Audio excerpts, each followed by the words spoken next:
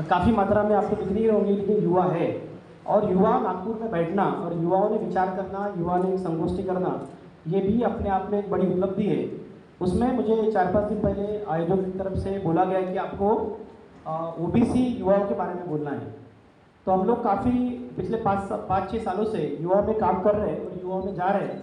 युवाओं के जो प्रॉब्लम्स है, युवाओं के जो भी दशा दिशा है, उसके ऊपर बात करते रहते हैं और आगे आगे बढ़ाते रहते हैं। मित्रों, अभी जो स्थिति है, जिस स्थिति में यह आयोजन किया गया है, तो ये आयोजन लगभग इलेक्शन को देखते हुए किया गया होगा, या फिर जो भी परिस्थिति है अभी भारत में।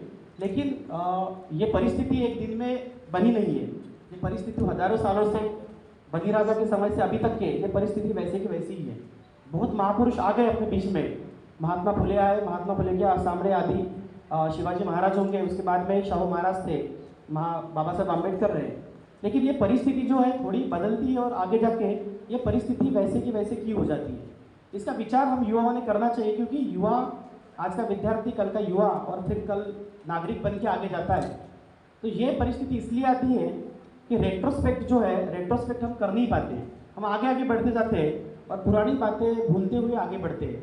तो मित्रों, पार्टिसिपेशन की कमी के कारण ये सारी परिस्थिति आती है। जो आदमी, जिसको समझ आती है, वो आदमी आगे बढ़ता है और वो अपने आप में लग के आगे बढ़ने की कोशिश करता है, इंडिविजुअल लेवल पे आगे बढ़ने की कोशिश करता है। तो उसमें पार्टिसिपेटरी प्रोसेस थम जाती है और पार्टिसिपेशन नहीं होने के कारण प्रोसेस पे किसी भी प्रोसेस पे बात नहीं होती। और जब बात बंद हो जाती है तो इस तरह की परिस्थिति आती है जब फिर से लोगों को इकट्ठा होकर बात करनी पड़ती है। मित्रों, जो ओबीसी युवाओं की दशा दिशा के बारे में मेरे को सब्जेक्ट दिया है, तो पिछले 5-6 सालों से, जैसे 12-13 साल हम लोग दिल्ली में रहे। दिल्ली में आने के बाद में पहले लगता था हमें कि महाराष्ट्र बहुत अच्छा स्टेट है, क्योंकि दिल्ली में यूपी और बिहार की बात की जाती है, बहुत खराब स्टेट है करके। तो उसके बाद में ऐसा लगता है कि महाराष्ट्र बहुत अच्छा स्टेट है। लेकिन कोरोना के बाद जब जैसे ही महाराष्ट्र में आए तो पता चला कि महाराष्ट्र ही सबसे वर्स्ट स्टेट है। मतलब सुलझे हुए लोग, पढ़े लिखे लोग, लेकिन अपने अधिकारों के लिए बात ही नहीं कर रहे। सुलझे हुए लोग हैं, अपना अधिकार, खुद के अधिकार के लिए भी बात करने से डरते हैं। तो ऐसा स्टेट, उससे अच्छा तो बिहार और यूपी है, जहाँ पे बात हो रही है, जहाँ पे लोग अपने डिमांड्स कर रहे हैं, जहाँ पे कुछ अधिकारों की बात हो रही है। तो ये जब हमने देखा, तब हमने स्टूडेंट राइट्स एसोसिएशन के माध्यम से और ओबीसी युवा अधिकार मंच के माध्यम से ये ठाना कि हम लोगों को गांव में जाना पड़ेगा, लोगों से मिलना पड़ेगा, लोगों के क्वेश्चंस देखने पड़ेंगे, समझने पड़ेंगे।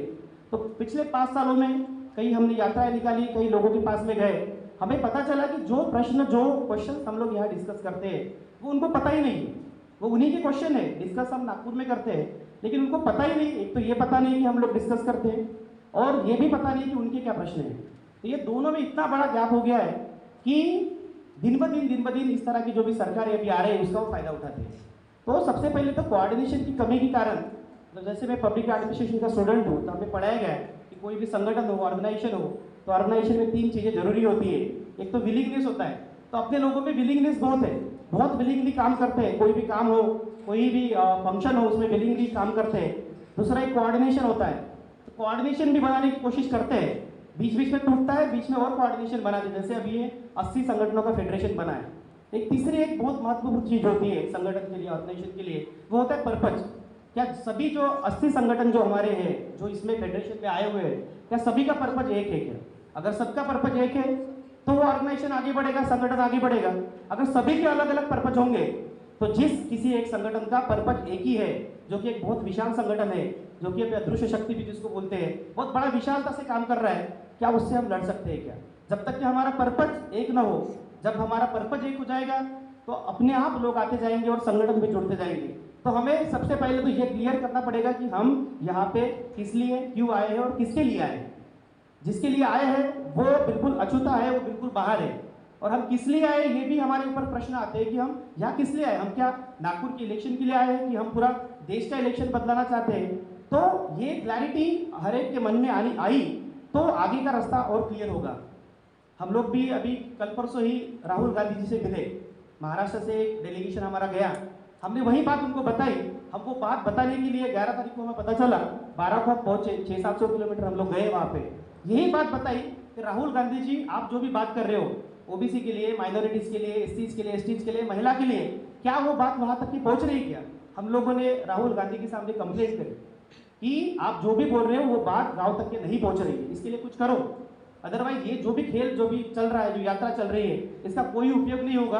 और जो भी ये हम लोग कर रहे हैं, ऑर्गेनाइजेशन कर रहे हैं, तो बात पहुंचने के लिए जो भी कर सके, जो भी 1 महीना बाकी है इलेक्शन के लिए अगर करता हो, आगे के लिए तो लड़ाई बहुत बड़ी है, तो इसके लिए हमें कम्युनिकेशन बढ़ाने के लिए ज़्यादा से ज़्यादा लोगों में जाना, ये बढ़ाना पड़ेगा।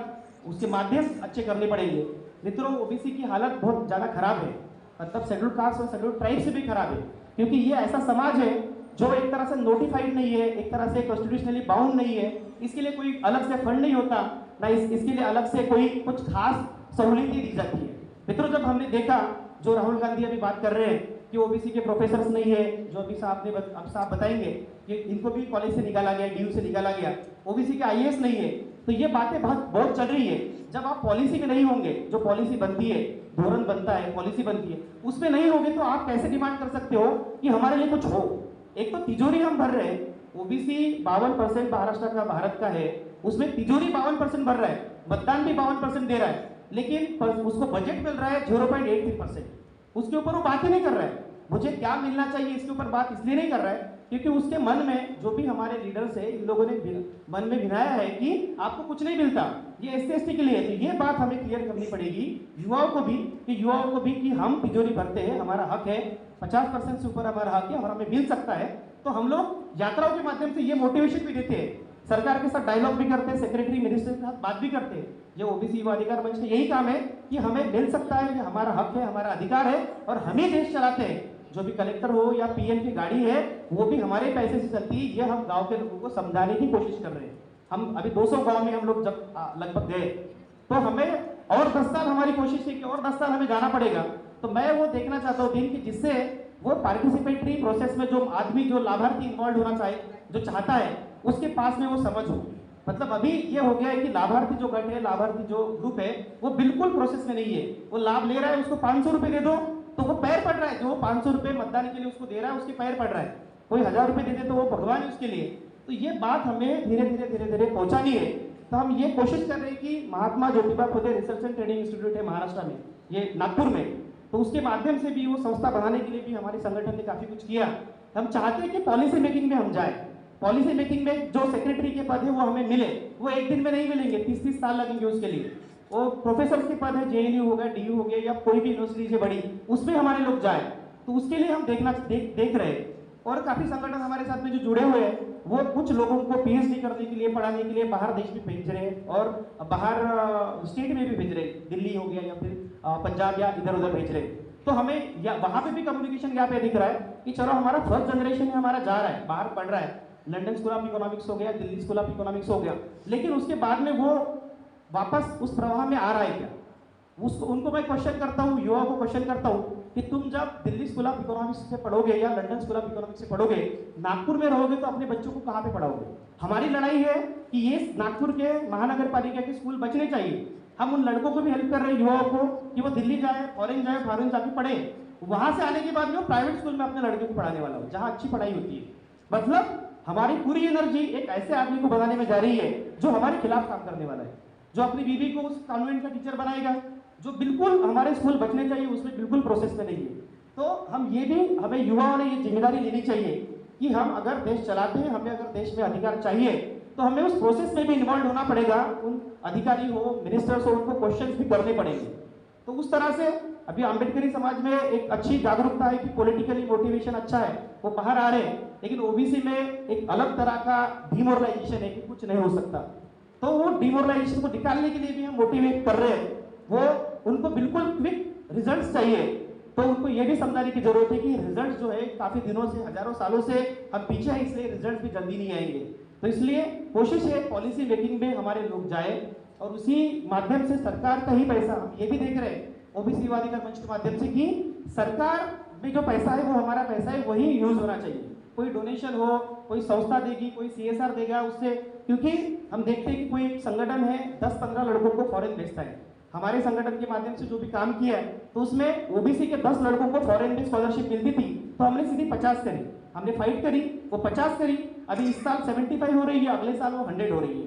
तो ताकत ये है कि संगठन और सरकार के साथ में अगर आप डायलॉग करते हो, तो आप अपने बच्चों को या फिर सरकार से जो भी इनिशिएटिव आपको लेना है, वो ज्यादा मात्रा में आप ले सकते हो। अब ये प्रोसेस आपको लगता होगा कि कुछ चल नहीं रहा है, लेकिन युवाओं को अभी अपने अधिकारों के बारे में, हक के बारे में अभी जागृति आ रही है। तो मित्रों, अभी जो भी ये प्रोसेस है, अब यही कहूँगा कि इलेक्शन अभी आ गया है। आज शायद शेड्यूल आया है, तो यही कहूँगा कि जो भी ये ताकतें हमारी प्रोग्रेस रोकने के लिए काम कर रही है, इन ताकतों के खिलाफ आप उठो। जिस को समझा सकते हो 15 दिन में, 20 दिन में जो कर सकते हो वो करो, और एक अच्छी सरकार आए, इंडिया आघाड़ी की सरकार हो या कोई भी सरकार हो, इस सरकार आए, इसके लिए आप काम करिए और मैक्सिमम लोगों तक के पहुंचने का काम करिए। अब बिल्कुल आप यूट्यूब हो गया, कोई भी माध्यम से, इंटरनेट के माध्यम से ज़्यादा से ज़्यादा लोगों तक के पहुंचिए और कॉन्फिडेंट रहिए। बहुत लोग हैं जिनको जो चाहते हैं कि ये सरकार जाए, बहुत लोग हैं, लेकिन वहां तक की अपनी रीच नहीं बन पा रही, तो रीच बढ़ाइए और ये 20-25 दिन अच्छे से यूज कीजिए। धन्यवाद। परिस्थितियों पर नजर डालने के लिए और जानकारी